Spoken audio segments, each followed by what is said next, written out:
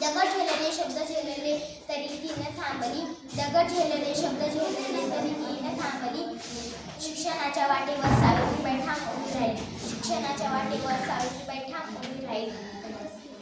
हातात पुस्तक मनात धैर्य डोळ्यात स्वप्न नव्हे, हातात पुस्तक मनात धैर्य डोळ्यात स्वप्न नव्हे. मुली शिकाव्या पुढे वाढवाव्या हेच तिचे स्वप्न होते, मुली शिकाव्या पुढे वाढवाव्या हेच तिचे स्वप्न होते.